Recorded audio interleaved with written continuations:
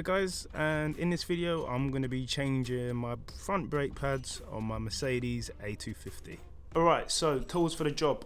Obviously you need some brake pads, a 17 and a 13mm spanner to take the bolts out of the caliper, copper grease, obviously a jack, some jack stands, and yeah, that is about it. Alright, so first thing you need to do is remove your lug nuts, your bolts, and your security nut. They're all 17mm. So I don't know what went wrong, but for some reason there was no sound. So what I'm doing here, I'm turning on the engine obviously, and I'm turning the wheel to the right. I'm going to be doing the driver's side first. I'm turning the engine off, and what it does by turning the wheel that way, it gives you access to the back of the caliper better, because obviously you're going to be working on the two screws there. That's the 13mm at the top and the 13mm at the bottom. So as I explained, you need your 17mm spanner. That's going to hold on to that bolt there to stop it from spinning. And then you need your 13mm spanner, which goes on the end here, and that's going to allow you to turn it. In order to loosen it, for some reason, not for some reason, but you have to turn it clockwise. So imagine now you're tightening it. Imagine you're tightening it, you're going to turn it that way. But really and truly you want to turn it that way, but that's the only way for this bolt to come out or to come loose is by turning it to the right, and that's going to loosen it. Alright, so next, as you can see, I have removed both the top and the bottom bolt. They are both over here, so they will be discarded.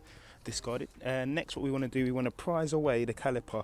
As you can see though, there's going to be brake fluid going into it through this hose here, so you want to be through this one here, so you want to be very careful that when you remove the caliper it's not dangling around, because if that damages you could end up losing your brake fluid, which isn't allowed you to stop.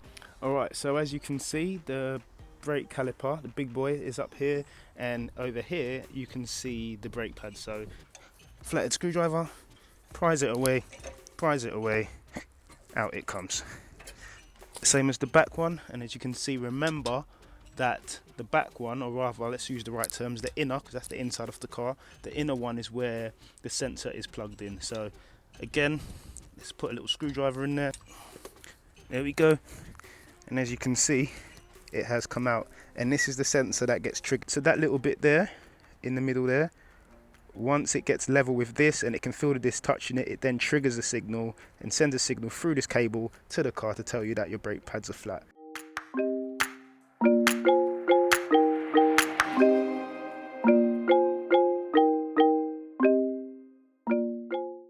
And now you can see how dangerous it is once it's telling you that they're low. So there is a little bit of meat left, a little bit there, but compared to that, this is literally a chicken fillet burger.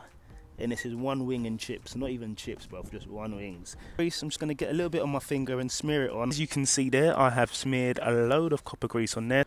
Okay, so as you can see here, I have seated the sensor back in. There's a little groove as well on the sensor and on the pad, so make sure you get it correct in the groove. So flat bit on the back, and obviously the little prong goes where the meat is. Next, we want to push this brake piston in. This is where the brake fluid is kept. What we want to do is we want to remove this cover. You want to put a rag around this, so if that does overflow, it's not going to eat into any paint or anything like that.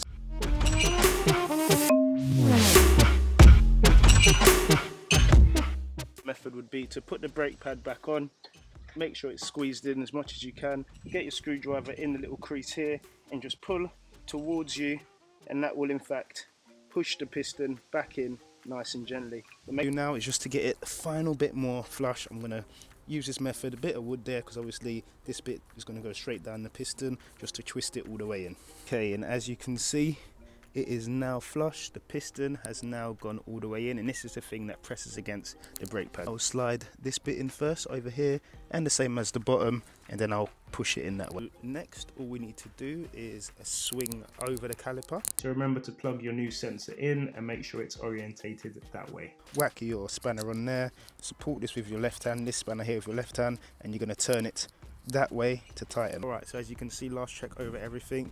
Both bolts are put in. The sensor has been placed in. I'm just having a little look around to make sure that there's nothing left out. There is a gap here in between the brake pad and the piston, because that's the next part. Next, what you want to do, you want to grab the cover and simply tighten it on.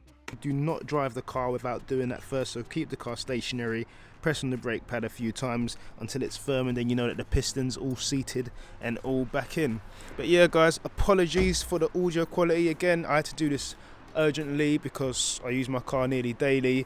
and I just want to ensure that I'm nice and safe, because brakes and tyres are nothing that you can be messed around with. But yeah, if you've learned something and you've enjoyed the video, give it a thumbs up, subscribe if you haven't already, and I'll see you in the next one. God bless.